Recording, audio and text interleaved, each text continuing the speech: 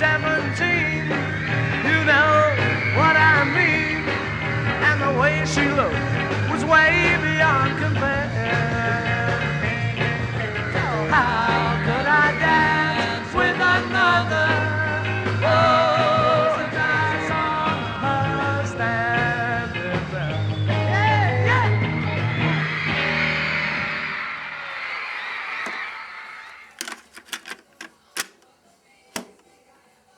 What's your name? I don't know. What's the trouble? They're gone. Who's gone? I've been up. Well, what are you going to do now? Go home and cry.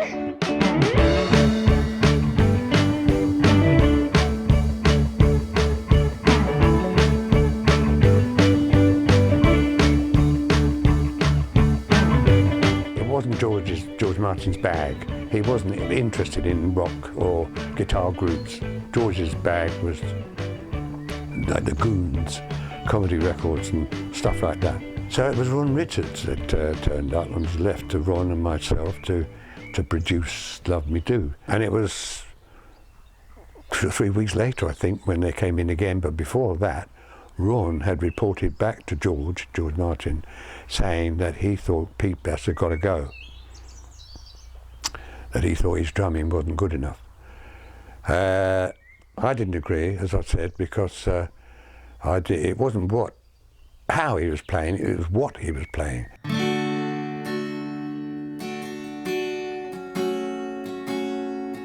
When we got back in touch with George Martin after dismissal, just to try and, resolve a bit of this puzzle that was there, because we weren't getting any answers.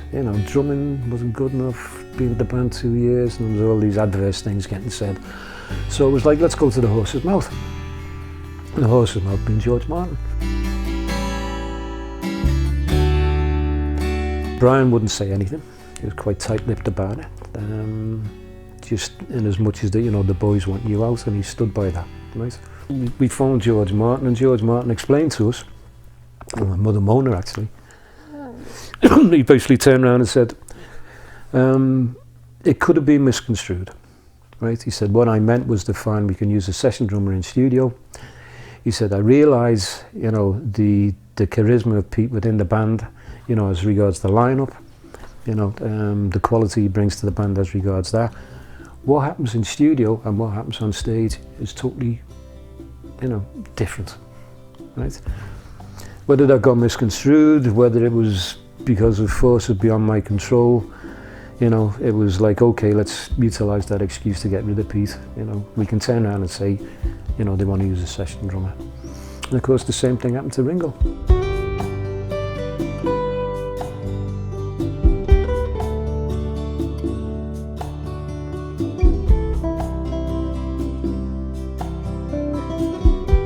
The other three guys, Paul, John and George, had seen Ringo and knew Ringo.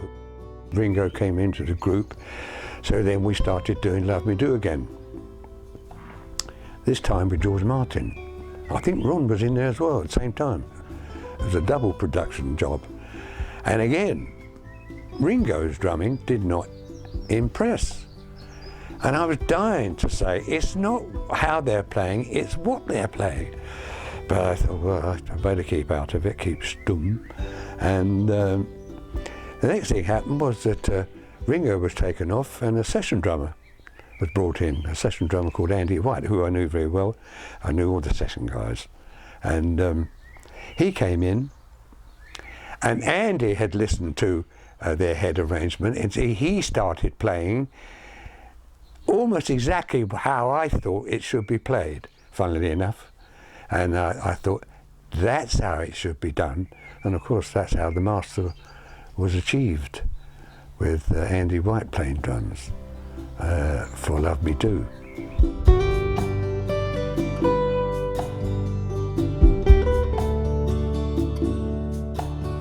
He didn't like it very much, but we didn't speak. Apart from just saying hello, that's how being introduced. Yeah, I think he talks about it still. Funny thing is, it's usually thought that George Martin booked me, but he didn't really. It was just a quirk of fate, you know. He couldn't make that morning session, George. So he had a guy called Ron Richards, who was also a producer, and book a drummer. And I'd worked for Ron quite a lot. So he booked me, being the rock and roll drummer, you see. And that's came about. He actually did the session, Ron. And George came in towards the end of it.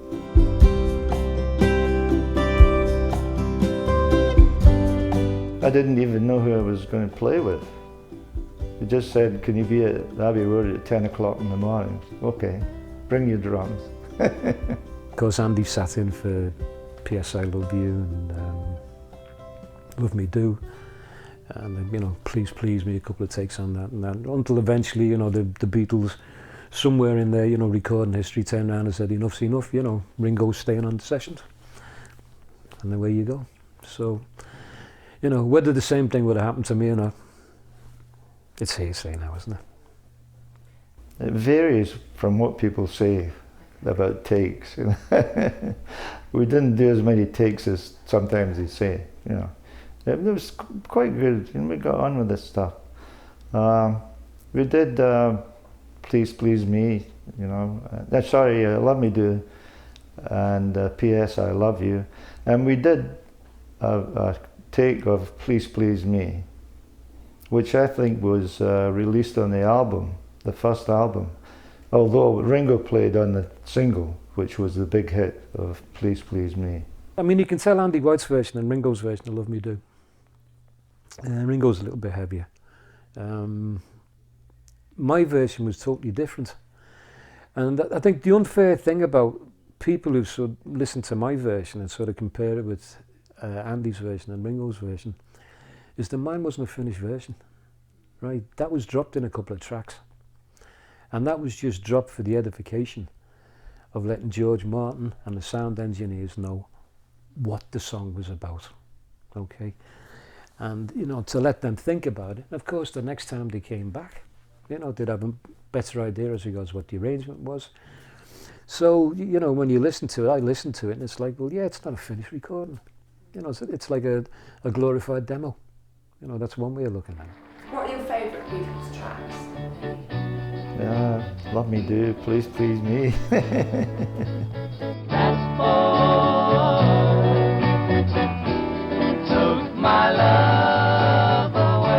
Drumming wise, I don't think it made a lot of difference, but there was an almighty kerfuffle outside here when they made the change. But this boy wants you back. The very first night that Ringo appeared here, there were dozens of girls outside here with placards saying Pete forever, Ringo never. And George Harrison actually got a black eye from one of these girls coming into this club because of this. But eventually it all settled down and Ringo became an integral part of the group. Pete was a great noisy, loud, thumping drummer. But he was never like with the other three. I mean, if you saw them out at night after a gig, at the Blue Angel or one of the late night drinking spots, Pete was never with them. He'd always gone home with the equipment. At the very beginning, I asked John what the situation was with Pete Best, and John said, Pete Best is a great drummer, Ringo Starr is a great Beatle. And that was something that meant a great deal to me. I knew exactly what he meant, although I was only just getting to know the Beatles at the time. That is the point. Pete Best was fine as a musician, no problems, but somehow he wasn't a Beatle, whereas Ringo Starr fell very naturally into the role of one of the Fab Four. But of course, the Pete Best situation was very much more complicated, complex than most people realised at the time or even know now. To this day, there are various theories as to why he got the sack. That is the unknown question. There's so many stories, you take your pick. Lots say it was jealousy of his good looks. I tend to go along with that one, really. Because, believe me, he was as good a drummer as Ringo, if not better. He put the Mersey beat into the music of Liverpool.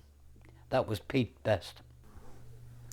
I think it was a 2-year period. Okay, my time with the Beatles, this is the way I would express it. It was a 2-year period which was full of adventure, right? There was sadness because there was death, you know, with Stu's, you know, brain hemorrhage. But it was always fun because we were doing things and we were crossing boundaries and doing things that other bands weren't doing. And it was always exciting. It was always each day you look forward to it. It wasn't like waking up and going, oh God, here we go. What are we going to do today? It was like, let's wake up and let's get on with life. That was it. That's why the time passed so fast. You know, it was so exciting. There were so many things going on, different directions. You know, it was great to be part of.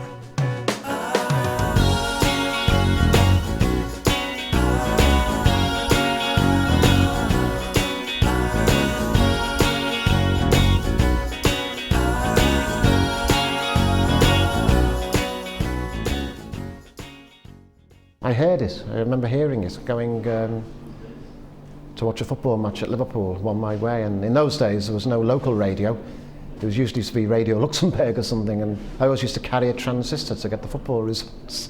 And the Beatles came on actually, and I thought, great, you know, we've heard them live, now they've made a record, it was Love Me Do. Let's be honest, EMI did not do a good promotional job on the Beatles in the beginning at all. They picked up rather late on the Beatles' success and didn't see their potential at all.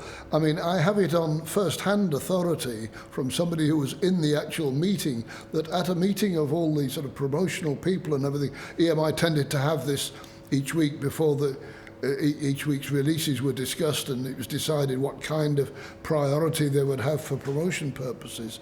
And at the appropriate meeting when Love Me Do, the first single, came up, the head of promotion virtually sort of embarrassed George Martin by sort of saying, you know, George, what are you doing? This is rubbish.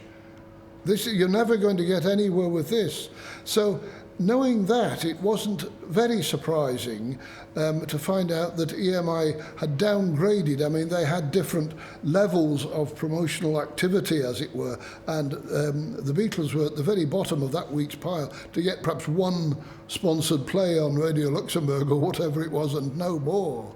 But I've spoken to quite a few people who were around at the time who remember hearing it and going, oh, the Beatles, they're an R&B band, and being quite shocked by how raucous and sort of rough it sounded compared to the other things that were coming out of England at that time. Now, it's very hard to imagine that in the wake of what came afterwards when you hear what the Stones did a year later. But it's interesting that, as I say, people in '62 thought that this was quite a sort of rough and uncompromising piece of work. Love Me Do is pretty unusual in terms of Beatle tracks because what you always remember is the harmonica lick, which I think was nicked from Bruce Chanel's Hey Baby, if I'm not mistaken. It lays heavily on the second and the fourth beat in the bar, but that, which gives the whole thing the groove. And it immediately diffuses all that kind of sugary sweetness that McCartney was addicted to. There was something so basic and simple and honest about this wonderful sound, Love Me Do, blasting from the jukebox, compared to, say, all the Tin Pan Alley songs that you were used to hearing, or even the old-style rock and roll tunes. I mean, if you go back to where this sort of style begins with rock and roll in the mid-50s, then it was the energy and the crudeness of that was absolutely crucial in the whole style catching on.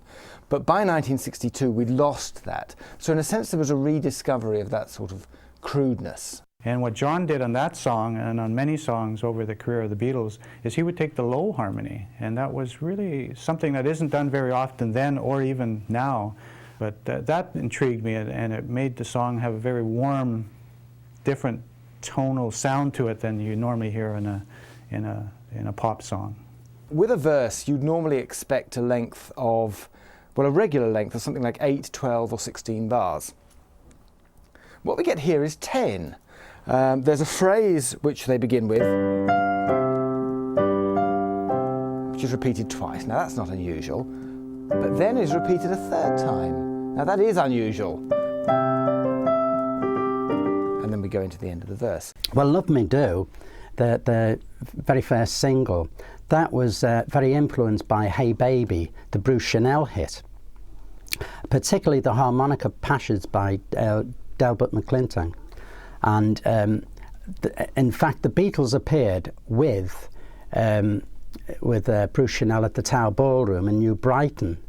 And John went up to them, and Delbert spent 15 minutes showing him how to do the harmonica solo, which he did on Love Me Do. So that is the big influence. If you hear both records, you hear this harmonica thing. It's really hard to kind of pin down the Beatles' oeuvre, if you like, because they got so many different styles. It's like they couldn't settle on anything. You listen to their whole output, and they're always trying new things. But, you know, as story writers probably admit, there's nothing new under the sun. It's just a kind of an ear for, delightful cross melodies and things like that. You know, you could say, I mean, like Duke Ellington says, there's two kinds of music, good and bad, but there's more, because there's fast and slow, but I really couldn't put my finger on it, other than they're all cracking musicians. And George is no slouch on chords, and Paul's talent for doing that, and John's kind of incisive thing on the lyric thing, and also very much a soul voice, and writing songs from his view of the world. Put that together with Ringo's, solid stuff, and you've got an absolute winning combination.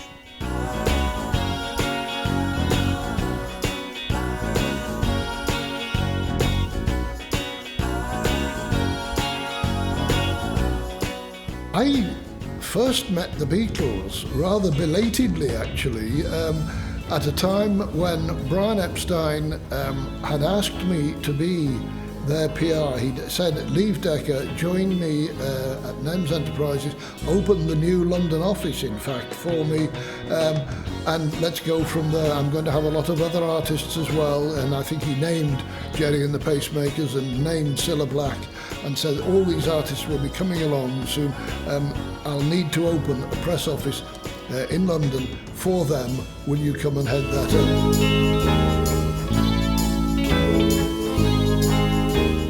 So it was arranged that there would be a meeting at this little pub off Manchester Square, a place that's still there to this day, and we were all going to meet up over a casual drink, and Brian figured quite rightly that this was a good occasion for them to get to meet me, get to know me, and for each of us to decide whether we could work with one another happily or not. Well, the first words that I got from John Lennon that night were, if you're not queer and you're not Jewish, what are you coming to work for Brian Epstein for? I realised as time went by that this was a sort of fairly mild, it sounded at the time an eye-popping remark to make, especially to somebody who you didn't know. But this was mild stuff for John Lennon, I mean, who came out with a lot of acid remarks, caustic remarks, cruel remarks, and a lot of very funny ones too.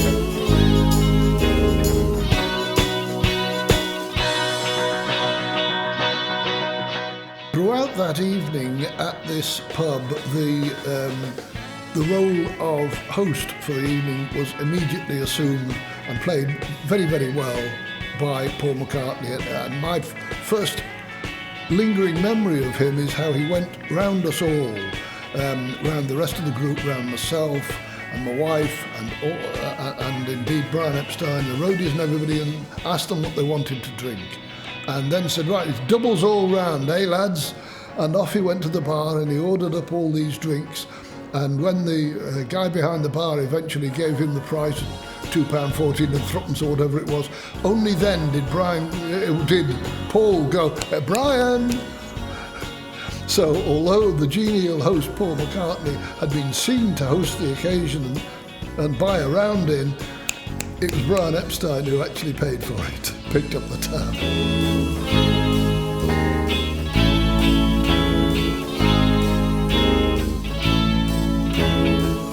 There's only two artists I've ever worked with for more than one night stand, as it were. That's Paul McCartney and Yoko Ono. I think that's a pretty damn good choice, because in the history of the Beatles, Paul met me the first day I did Bebop-A-Lula live on stage. Okay? And a mutual friend brought him to see my group called the Quarrymen. And we met and we talked after the show, And I saw he had talent, and he was playing guitar backstage and doing 20 Flight Rock by Eddie Cochran. And I turned around to him right then on first meeting and said, "Do you want to join the group?" And he said, And I think he said yes the next day, as I recall it. Now, George came through Paul, and Ringo came through George, although, of course, I had a say in where they came from, but the person I actually picked as my partner, who I recognized had talent and I could get on with, was Paul. Now, 12, or however many years later, I met Yoko. I had the same feeling. It was a different field, but I had the same feeling. The Beatles proved that you could have a self-contained songwriting team within a group. I mean, originally, when they'd made their breakthrough with Love Me Do, their producer, George Martin, wanted to foist a song from Denmark Street, which is sort of Britain's Tin Pan Alley, onto them, called How Do You Do It? But they made such a pig's ear of it that he said, well, what else can we do? And they sort of came up with Please Please Me, which impressed him immensely. And I mean, as soon as they'd actually finished recording it, he said, "Gentlemen, you've made your first #1 record." Please Please Me, the Beatles song, was quite unusual and quite different from a lot of the recordings of that era, because George Harrison's role in the band was lead guitar, but not as we know it as a rock god lead guitarist. You know, he was a supporting role to the vocals. And on that particular song, what they did was they doubled the vocals with the lead guitar, which is quite unusual. So that there, he was doubling the vocals that Lennon and McCartney were singing.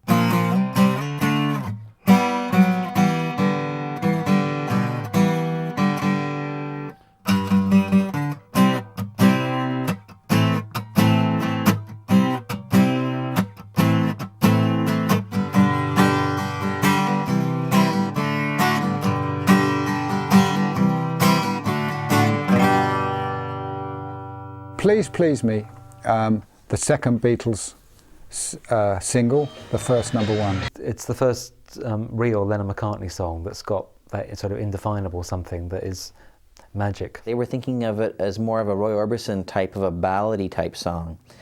George Martin decided that no, we should speed it up a little bit, you know, and give it a bit more of a faster pace.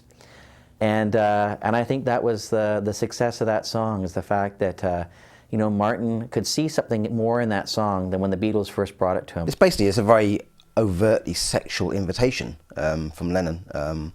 You know, this sort of the way that when it gets to the chorus, it's come on, come on, come on, come on, come on, come on, please, please me. The reason it works is probably two rather subtle features, neither of which are common, certainly in, what were we calling it then? Beat music at the time, or popular music wider, perhaps.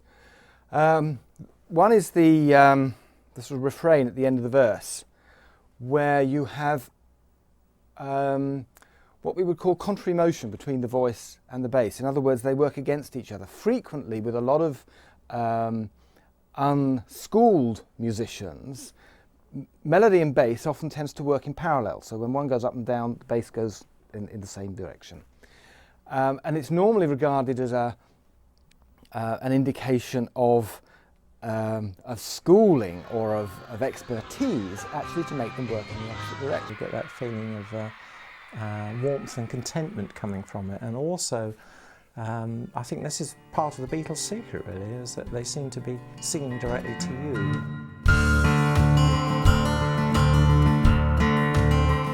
Well, the Please Please Me album was their first album as such, and I say to people, if you want to have a feeling of what the Beatles were like at the Cavern Club, listen to this album. Okay, it's not the most professional. It was put together, as we know, in record time. You know, it's just unbelievable, you know, what they did with this, and today the mind boggles, you know.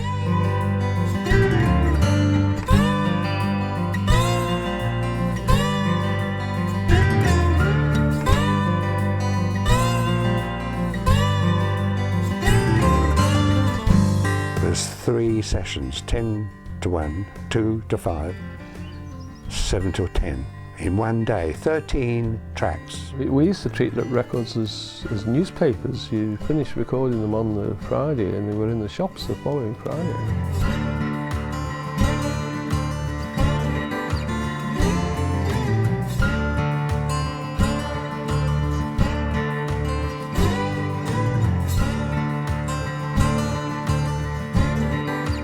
Remember that at this period, albums were basically there to resell the single to people who'd already got it and to put in some padding just to make it album length.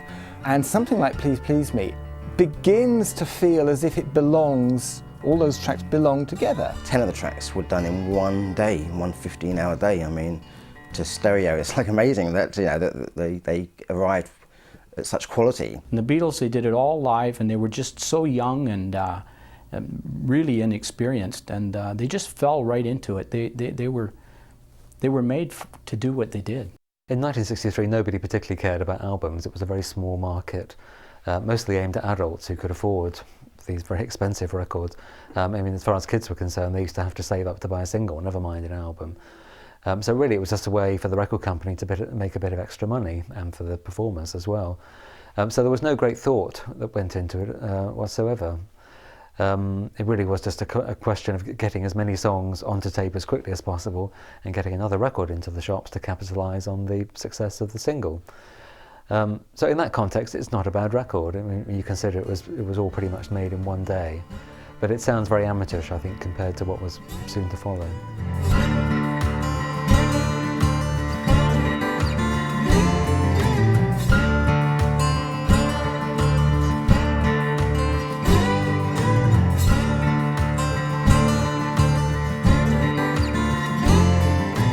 Until the Beatles came along, the album chart was more or less the preserve of West End musical soundtracks, Hollywood soundtracks, balladeers, crooners. So while we look back at the albums now, and it's hard to judge what their impact was, I think certainly running through the 60s, the albums became more important because the Beatles were important.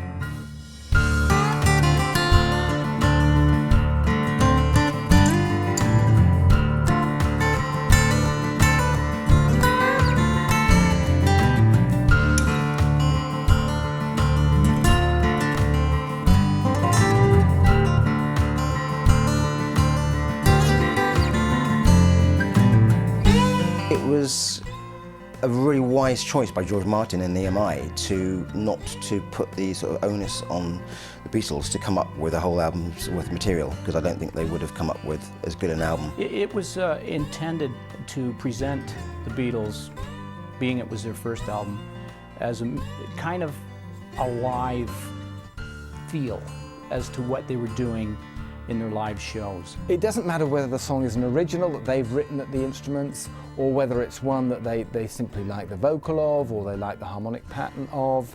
They do it in exactly the same way, and it's that sort of commonality which blurs the distance between the original stuff and the covers.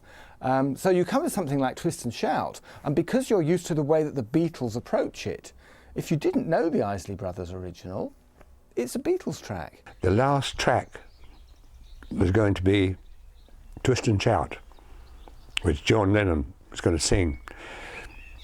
Well, by that time, his voice was pretty shattered the whole day, you know. And the funny thing was that on the grand piano, the chapel piano down in number 2, which was shut, of course, I didn't use that, was a big, do you remember the jar, you probably don't, but a big jar of confectionery jars that they had, that was filled with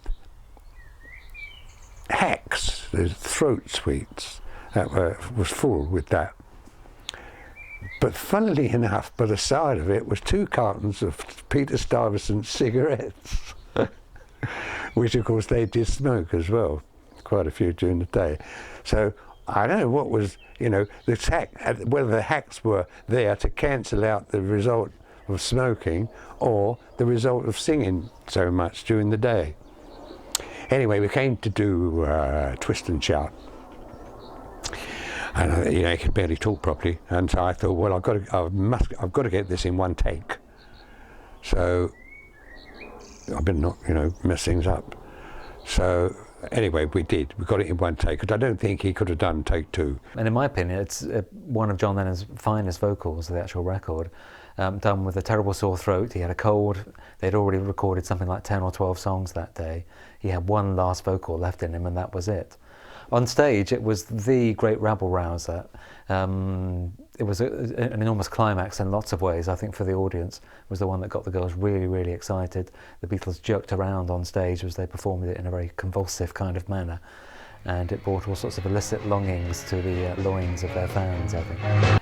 Isley Brothers do an awesome song, but really the Beatles version, there is something about the energy and the fact that it opened all their shows when they played in North America. Definitive version in many ways, especially with John Lennon's screaming vocals and Ringo's powerful explosions at the end when he finishes it with a couple of powerful snare drum beats. It's still a great performance of that kind of soul anthem.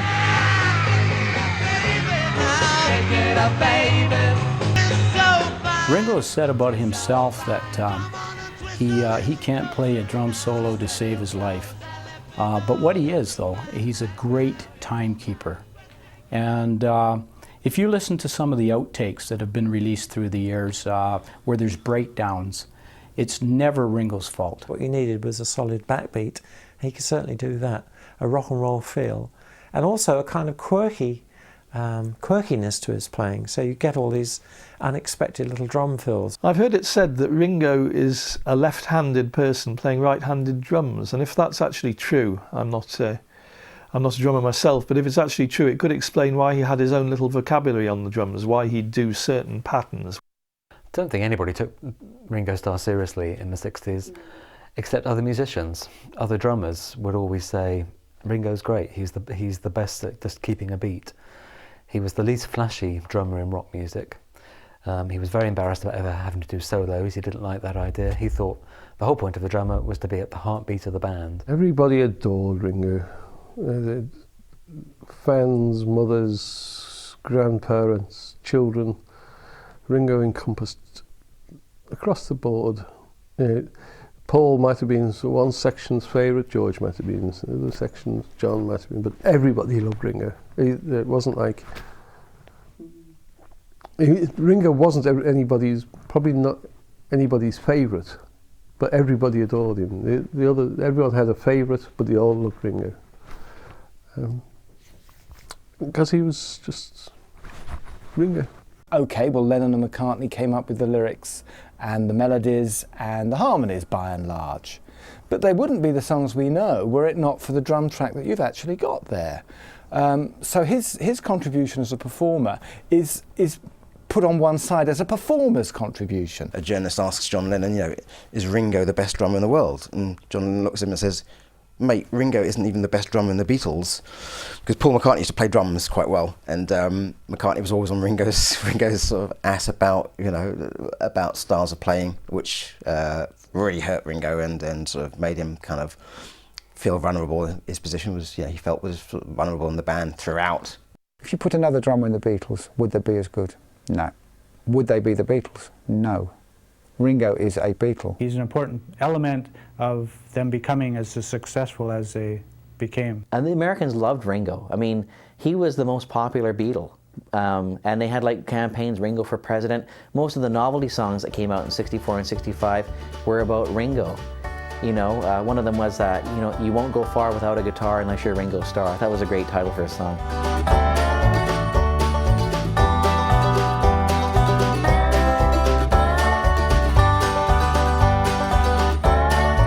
Maybe we can start another controversy here. One of your countrymen was here yesterday or the day before he returned to England, or on his arrival in England. He said he thought American women were out of style for not wearing mini skirts, and that because they didn't wear mini skirts, their legs were ugly.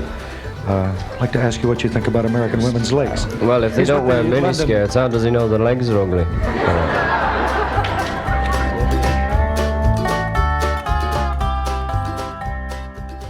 From Me to You has the familiar Lennon and McCartney credit.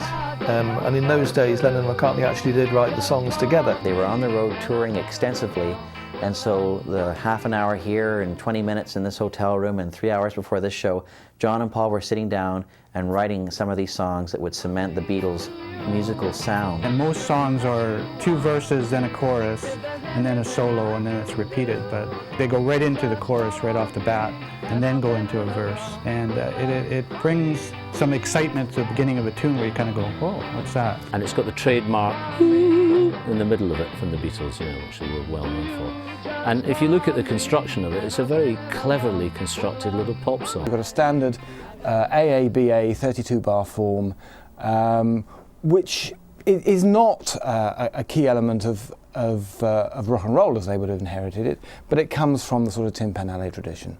They'd sort of gone and looked into jazz, standards, classical music, and looked at how material was constructed. And they've come up with, you know, From Me to You, and it became a winning formula, and they employed it sort of countless times later as well. They're beginning to get a formula, but it's the middle eights and the verses and the changes from the verses to the chorus that give them the keys, and the harmonies between John and Paul, which make it very clever. Construction is all important, really. It's just the sort of interplay between the voices, and the message of the song is like From Me to You. What a wonderful way to establish a relationship, really.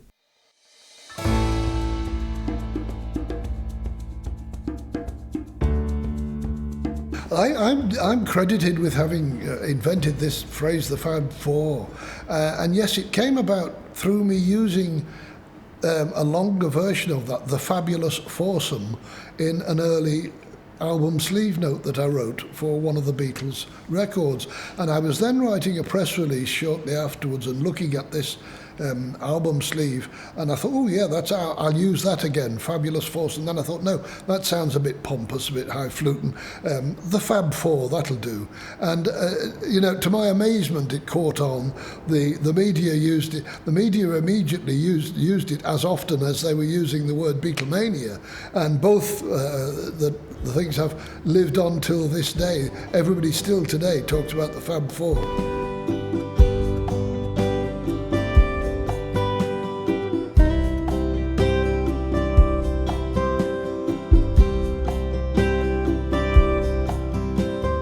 As far as the press were concerned, Beatlemania began towards the end of '63 when they played the London Palladium, and there were lots of fans outside and screaming, and there was a TV camera, and it was on the front of, I think, the Daily Mirror the next day, Beatlemania.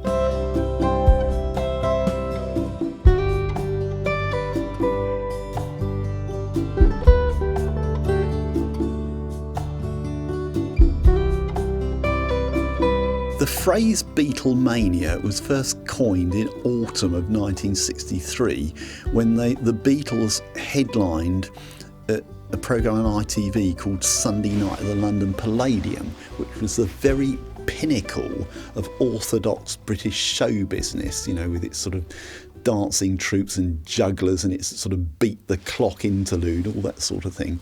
And at that time, I mean, I think that the British public needed a break from very serious news. There'd been a lot going on. There'd been the Profumo scandal, the great train robbery. That's the usual sort of East-West, black-white tensions, and the West Indies had beaten us at cricket.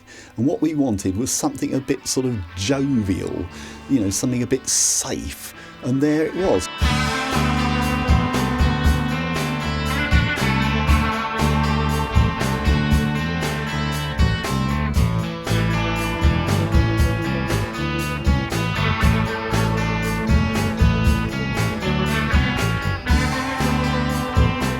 So the journalists, photographers in particular, would always be there hoping to get some interesting pictures, informal rehearsal type pictures.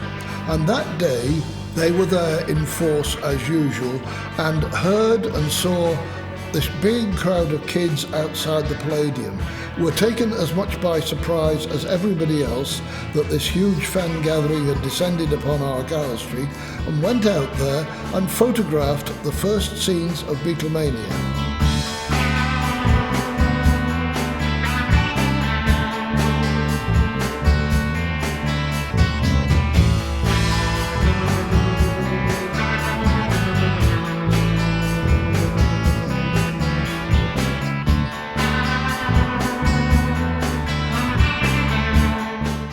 Beatles actually may reach the impinged upon the British public at large at a time when the sort of die-hard fans were wondering if their latest single was they got into a rut, what with From Me to You sounding a bit too much like Please Please Me.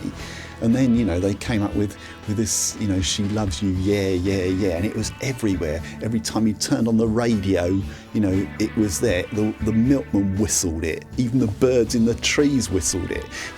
Suddenly the Beatles were everywhere. And it was that kind of happy-go-lucky sort of image of innocent scamps or, poor honest northern lads who bettered themselves and had made it to the London Palladium.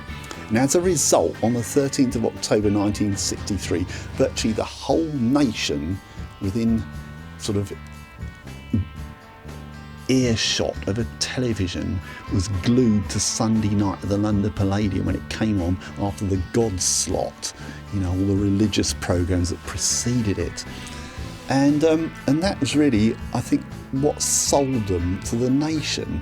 And the day after, somebody called Vincent Melcrone, journalist with the Sunday Mirror or the Daily Mirror, was under the editorial lash to write about the Beatles' appearance on Sunday night at the London Palladium and its aftermath. And the aftermath, was police cordons, helmets rolling in the gutter, and their limousine being chased up into Oxford Street.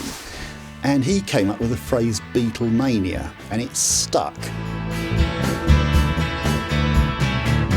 Anybody who'd been following the Beatles around the country knew that all those scenes had been happening for 6-9 months before that, and that really Beatlemania had begun when Please Please Me was out at the start of '63. But it was, I suppose Beatlemania was a public image thing, and the image says that it began at the end of '63. One of the great myths throughout 60s pop is that nothing was happening in America and the Beatles came along and revolutionised everything. It's just not true. The two biggest groups in America in '63, '64 were the Beach Boys and the Four Seasons, and they were pushing each other all the time to do more and more innovative songs and innovative records. Meanwhile, you've got Phil Spector making some of the greatest records of all time. And there were some wonderful country things coming out of Nashville. Soul music was kicking off. You've got Sam Cooke, Otis Redding just starting out, Ray Charles in his prime. It was anything but a desert. But what the Beatles did was bring an entirely new sort of atmosphere of freshness and Englishness, which hadn't been seen on the American pop scene before. It was almost as if, that they were saying that we do not have to accept second-rate status to the Americans anymore. We're not imitating the Americans, we are us. And all the wheels of the universe came together at the same time. They had the right image, the right people in them, the right producer, the right record company, the right manager. They were fully mobilised by the time they hit the States in 1964.